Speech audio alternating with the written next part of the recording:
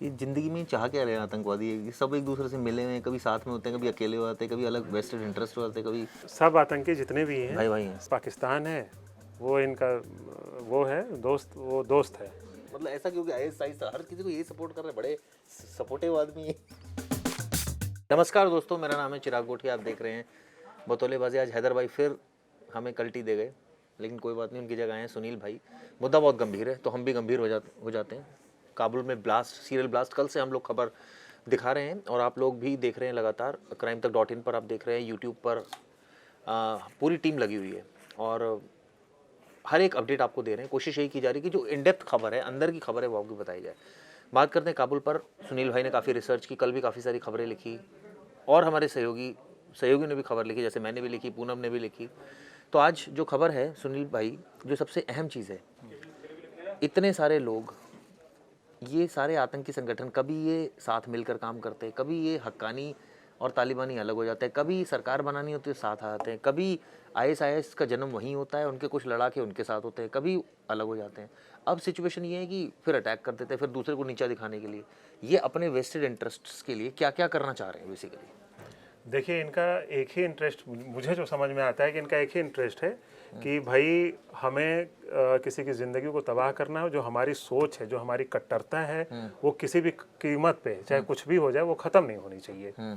और इसी में क्या होता है कि कुछ लोग अपने आप को चेहरा अपना बदल लेते हैं, उस बदले हुए चेहरे के लिए वो बदला लेते हैं और फिर एक अटैक कर जाते हैं। अब इसमें क्या है, इसमें जिस तरह से पाकिस्तान का लिंक आ रहा है, तो जो अफगानिस्तान के जो उपराष्ट्रपति थे अब्दुल्ला सालेह, उन्होंने अभी एक ट्वीट किया है और बोला है कि इसमें खुल करके उन्होंने बोला है कि पाकिस्तान का पूरा पूरा कनेक्शन है। वो तो बोलेंगे अब, क्योंकि अब वहाँ अफगानिस्तान में सरकार चली गई है, अब तो कोई ऑप्शन नहीं है। अगर अब मैं ये नहीं कह रहा वो झूठ बोल रहे हैं, लेकिन अब सवाल ये है ना सुनील भाई, अब ऐसी सिचुएशन में जब आपके पास कुछ बचा ही नहीं है बोलने के लिए, तो ये तो बोलोगे आप, तो उनकी बात पर हम इतना ज़्यादा ट्रस्ट क्यों कर रहे हैं?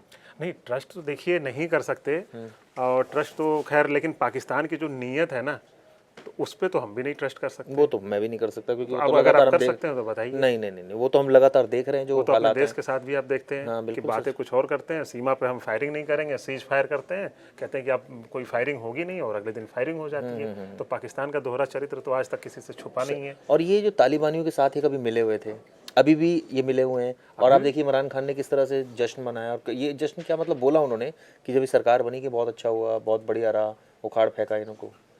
क्योंकि असल में उसके पीछे तो जो सबसे बड़ी जो वजह मुझे लगती है, क्योंकि वो डरे हुए हैं कि तालिबान एक तो पड़ोस में है और पड़ोस में इनकी सरकार बन रही है। अगर तो उनका अगर हमने खिलाफत कर दी, उनकी मुखालफत कर दी, तो ये हमारे खिलाफ ही कुछ ना कर बैठे हैं। तो कहीं ना कहीं उनके मन में तो है कि है तो ये टेररिस्ट ही। तो भाई कहीं ना कहीं आप डर के अगर कर रहे हो तो फिर आतंकी तो जैसे टेररिस्ट है हमारे भाई हैं, मतलब कुल मिलाकर। कुल मिला। और क्या, और अभी जो रिपोर्ट आई है, अभी एक लेटेस्ट रिपोर्ट आई है कि जब ये हमला हुआ कल आईएसआईएस के खुरासान, जो हमले की जिम्मेदारी जिसने ली है, तो उसका संगठन का जो एक बहुत बड़े पद पे जो था, वो अभी पाकिस्तान में बंद था, उसे आज ही रिहा कर दिया गया।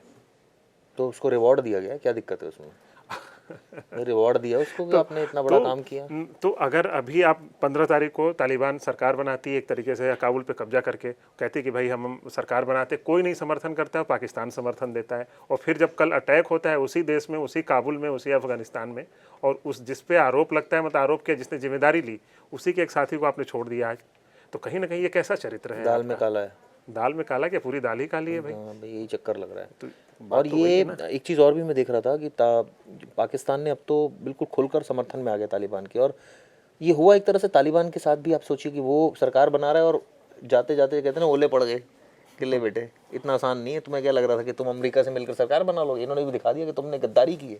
लेकिन देखिए, इसमें जो अब जो छवि आ रही है ना तालिबान की, तो जो छवि है, जो उसका चेहरा है, वो किसी से छुपा नहीं है, ठीक है। लेकिन इसमें कहीं ना कहीं पाकिस्तान का जो चेहरा है और जो छवि है ना, वो फिर से एक बार, हालांकि तो क्या कई ये बार हो पाकिस्तान चुकी ने है। करवाया अटैक, ये तो नहीं कह सकते अभी। अब तो अभी तक तो ये था कि कोई प्रूफ नहीं था, लेकिन अब तो लोग कह रहे हैं, सालेह ने खुद ही कहा कि इस अटैक के पीछे कहीं ना कहीं पाकिस्तान का भी हाथ है और तालिबान का भी हाथ है। तो वो क्यों करवाएंगे?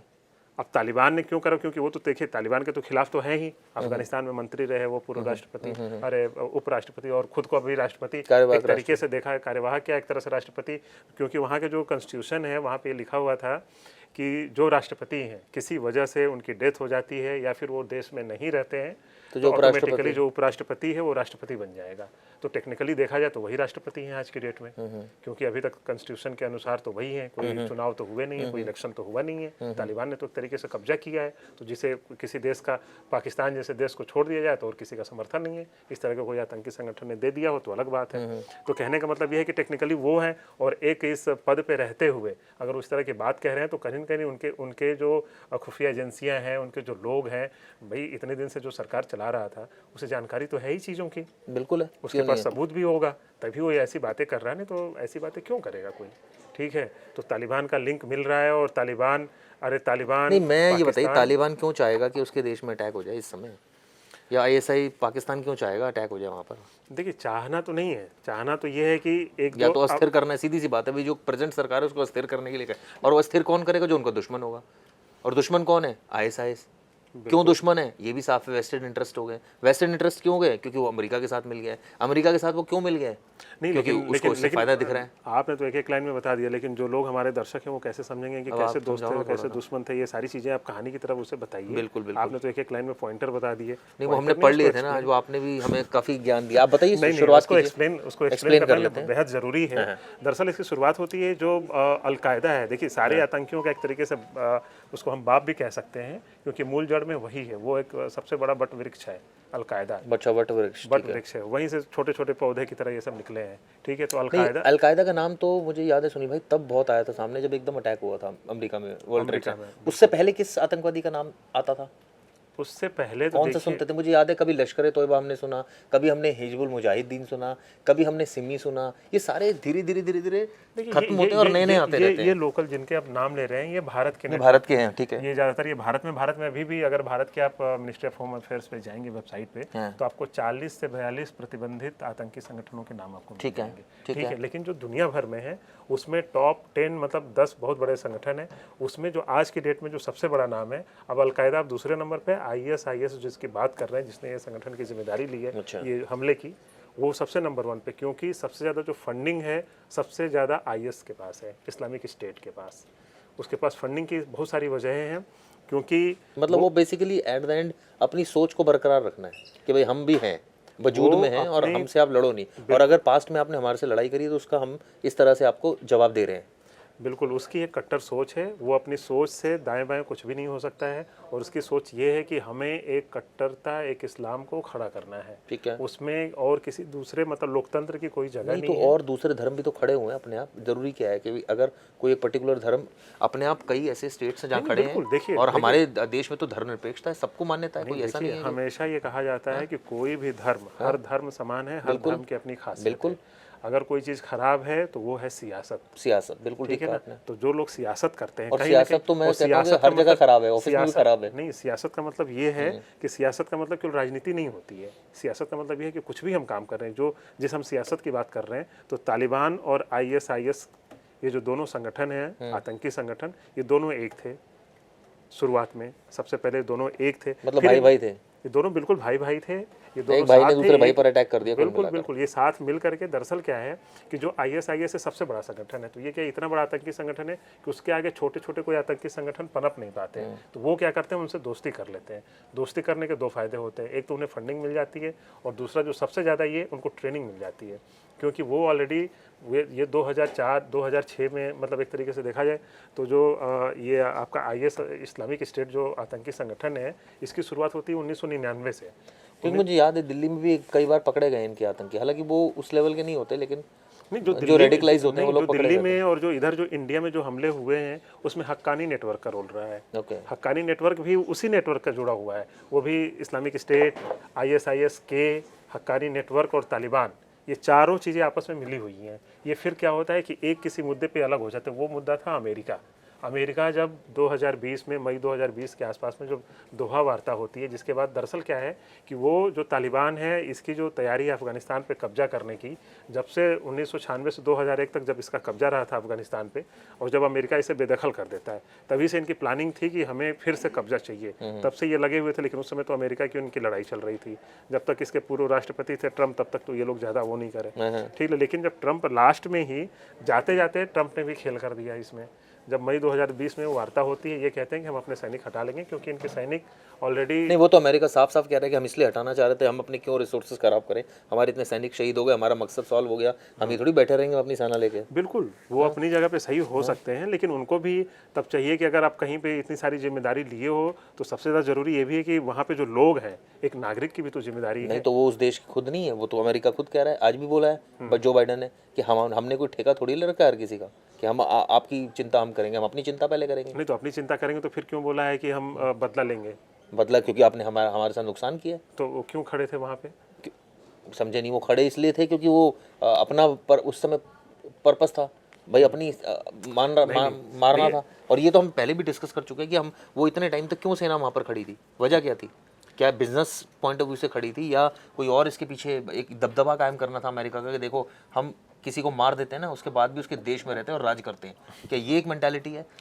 देखिए, मेंटेलिटी तो बहुत सारी है। मैंने आपको जैसे अपने दर्शकों को पहले भी बताया था कि हर देश जो अमेरिका है, जो बड़े बड़े अमेरिका, रूस और चाइना, ये अपने आप को जो जो वो कंट्री है ना पांचों, जो इस तरह के अपने पूरे विश्व में अपने आप को एक बरकरार रखना चाहते हैं, अपने पावर को, ठीक ना। तो ये क्या करते हैं कि बैलेंस ऑफ पावर को बनाए रखने के लिए हर मतलब इनके पास क्या है कि देखिए जो अलग अलग महाद्वीप है, एशिया हो गया आपका, ये यूरोसिया हो गया, ये सारे हो गए, उनका अमेरिका हो गया, तो अमेरिका से तो एशिया में कैसे वो करेंगे, अपनी नज़र कैसे बनाए रखेंगे? तो एशिया के आसपास कहीं ना कहीं अपना एक नेटवर्क, एक जगह चाहिए, एक ठिकाना चाहिए। तो एक तरीके से ठिकाना मिल गया। अब क्या है कि वो ऑलरेडी एक ठिकाना है, तो अब यहाँ पे चाइना अगर कुछ करे तो उनको ओवर पावर करने के लिए तो अपने पास ऑलरेडी भाई 10,000 हमारे सैनिक यहाँ पे हैं, तो वो उस समय काम आएंगे। तो ये सारी उनकी जो सोच रही है, ये सारा जो ओवर पावर करने की बात है, जो बैलेंस ऑफ पावर, हम लोग क्या सोच रहे थे कि घर कैसे चलाना है, और इन लोगों की सोचो क्या सोच है कि कैसे किसी के देश के अंदर घुस के वहाँ तहस नहस करना, तबाहियाँ करनी है। तो ये सारी चीज़ें हैं। तो ये वजह है। कई बार कहते हैं कि क्या उनका फ़ायदा, क्या फ़ायदा बहुत है भाई, कम से कम उसकी वजह से चाइना पनप नहीं सकता ज़्यादा, ये भी तो और चाइना को लोग पनपना दे। आप अमेरिका से आओगे, कोई चीज़ करोगे तो अमेरिका से आने में आपको कितना वक्त लगेगा, और अफगानिस्तान से जाने में आप देखो। तो ये सारी चीज़ें हैं, ठीक है। तो इसलिए अमेरिका हमेशा अपना बैलेंस ऑफ पावर बना के रखता है और एक तरह से कंट्रोल में रखता है ताकि सबको अपना कंट्रोल बनाए रखे। लेकिन इस केस में देखा जाए, अब जो हुआ है, अब ये पाकिस्तान की पोल खुल रही है और पाकिस्तान देखिए इसमें बहुत सारी चीज़ें बेनकाब होने वाली है, ठीक है। क्योंकि पाकिस्तान ने जो ISIS-K है, जो बताया शुरू में कि उसके साथी को एक को छोड़ दिया है, ठीक है। और तालिबान, ISIS-K और जो पाकिस्तान का ISI है, ये तीनों मिल करके पहले अमेरिका के खिलाफ थे, लेकिन जैसे ही तालिबान ने थोड़ा सा अमेरिका का साथ दिया, अमेरिका के साथ मिल करके उसकी सेना को हटवा करके अब कब्जा कर लिया। वो तो सिर्फ एक वजह से दिया क्योंकि उसको सत्ता चाहिए थी, उनको लगा कि सत्ता तभी मिल सकती है जब अमेरिका यहाँ से जाएगा। बिल्कुल बिल्कुल। तो बिना अमेरिका के तो जैसे ही वो गए उन्होंने ये प्रॉमिस करके गए, ठीक है आपको दे देंगे हम सत्ता, हम जा रहे हैं। लेकिन वो ये कि उस समय ये सोचा नहीं था। ये भी कहा जा रहा है, जैसे मैं पढ़ रहा था, आप भी शुरू में कह रहे थे बात ये कि ये अटैक भी इसलिए किया गया ताकि जो अमेरिकन वहाँ पर हैं वो डर जाए कि देखा तुम मान नहीं रहे ना 31 तारीख से जाने वाले, ये भी कर सकते हैं। हाँ बिल्कुल, ये सारी चीज़ें तो हैं ही। और जहाँ तक बात है कि अमेरिका ने, देखिए अमेरिका, ब्रिटेन और ऑस्ट्रेलिया, ये 3 देश ऐसे हैं कि जिन्होंने 15 घंटा, आई थिंक 15 घंटा पहले ही इन्होंने आगाह कर दिया था कि ऐसे हमले हो जाएंगे। और जब पहला हमला होता है, जब पहला एक चीज़ समझ नहीं आती है, आगाज पहले कर लेते हैं, सब आगाह कर देते हैं, इनपुट आते हैं, लेकिन वो ये है कि वो कार्रवाई नहीं होती एट द भाई। अगर ऐसा हो सकता था तो वही है, लेकिन वो दूसरे देश में बैठे हैं, अपने देश होता तो शायद वहाँ की जनता को समझा सकती, USA वहाँ खाली कर, लेकिन अब दूसरे देशों में आपकी चलती नहीं है इतनी। जो इंटेलिजेंस का जो इनपुट आता है, कई बार इनको खुद को भी भरोसा नहीं होता है कि यार सूचना तो मिल गई है, लेकिन क्या वाकई ऐसा हो जाएगा? आप देखते हैं हमेशा जब कोई, आप किसी भी देश में देख लीजिए, एक जनरल, कई बार ऐसा भी होता है कि एक जनरल एक इनपुट डाल दिया जाता है कि ऐसा हो सकता है, ऐसा हो सकता है। दिल्ली पुलिस कई बार होता है कि डाल देती है, जैसे ये हुआ है तो दिल्ली में अलर्ट हो गया है। तो मैं आपको एक अंदर की बात बताऊँ कि जो यूपी का ही जो खुफिया एजेंसियाँ हैं, उसके बहुत बड़े अधिकारी के पास में बैठा हुआ था, तो वो क्या कर रहे थे कि पुराना 2 साल पुराना, वो जैसे 26 जनवरी आने वाला है, तो 26 जनवरी से 10 दिन पहले पुराना लेटर निकाला, वही फॉर्मेट है, केवल डेट चेंज करते हैं कि ऐसी ऐसी संभावना है ये, लेकिन उसमें कोई स्पेसिफिक इनपुट नहीं होता है कि ऐसा हो सकता है, ऐसा हो सकता है। तो भाई आप कहें कि मान लो कि ये नोएडा ही है, तो नोएडा में ऐसा हो सकता है, लेकिन नोएडा में कहाँ होगा, कब होगा, किस वक्त होगा, पकड़ नहीं लेंगे। ये स्पेसिफिक जानकारी अगर रहे तो कुछ कार्रवाई भी होगी, तो पकड़ ही लेंगे ना फिर, तो जब इतनी स्पेसिफिक होगी जानकारी। वही चीज़ कह रहे हैं, तो इस पे काम नहीं होता, एक सतही कर देते हैं, वही सतही जानकारी, कहते हैं ना कि अजल गगरी छलकत जाए, तो वही आधी जानकारी, आधी अधूरी जानकारी हमेशा नुकसान करती है। ये तो मुझे लग रहा है हमारे सारे ब्यूरो वालों को सुनना चाहिए वाली बात, आधी अधूरी जानकारी खतरनाक है। बहुत खतरनाक है। उसमें आप दूसरों को भी गलत जानकारी देते हैं, उसकी वजह से बहुत बड़ा नुकसान भी होता है। तो कई बार ऐसा होता है। हालांकि इस तरह की रिपोर्ट में जो अभी हमला हुआ है उसमें किस तरह की बातें हुई क्या, अभी वो चीज़ें बाहर नहीं आई हैं, लेकिन कहीं ना कहीं इस तरह की दिक्कतें होती हैं कि आप स्पेसिफिक नहीं बताते हैं कि होगा क्या, कब IS होगा। वाली बात तो हमने ये कर सारी ली है, चीज़ें। हमने तालिबान पर कर लिया बात, भाई भाई वाली बात हो गई है, ये भी बात हो गई है कि इनको पाकिस्तान की खुफिया एजेंसी भी सपोर्ट कर रही है, लेकिन इस केस में किया नहीं किया ये अभी तक श्योर नहीं है। लेकिन एक जो आपने एविडेंस दिया कि वहाँ से छोड़ दिया गया है, तो कहीं ना कहीं भाई सवाल खड़े होते हैं। जब वही सवाल यही है कि जब मतलब हमेशा जो पाकिस्तान है ना, इसका दोहरा चरित्र जो है हमेशा दिखता है। वो ऐसा दिखता है कि अभी देखिए कि तालिबान का उन्होंने समर्थन किया पूरा खुल के, इमरान खान जी सबके सामने आते हैं, वही जैसे स्विंग बॉल कर रहे हैं वैसे वो बता रहे हैं कि भैया अब तो हम आपके साथ हैं, ठीक ना। और फिर जब जो उसका दुश्मन है, अभी आपको ये भी बता दें कि जो IS का जो एक अभी 19 अगस्त की बात है, ये 19 अगस्त को IS की तरफ से एक बयान जारी किया गया कि तालिबान का हम बिल्कुल समर्थन नहीं करते हैं, तालिबान का अब ये सरकार का हम बताइए, विरोध जैसे ये करते अटैक हो गया है, हैं। तो जब इस तरह का हम विरोध कर रहे हैं तो जाहिर सी बात है कि इनका इन्होंने समर्थन नहीं किया, लेकिन समर्थन पाकिस्तान ने किया। और फिर उसी पाकिस्तान ने IS के जो सबसे बड़ा एक नेता था, जो उसका साथी था, उसको छोड़ दिया। तो अब पाकिस्तान का फिर चेहरा बचा क्या है यार। सही बात है। आप तालिबान को भी समर्थन दे रहे हो, IS को भी समर्थन दे रहे हो, तो कहीं ऐसा तो नहीं कि इसी ने सारे घटनाएं करवा दी, फंडिंग भी कर दी कि ले बेटा तुम्हारा समर्थन भी करेंगे, तुम्हें मरवाएंगे भी। ऐसा भी हो सकता है, कोई बड़ी बात नहीं है।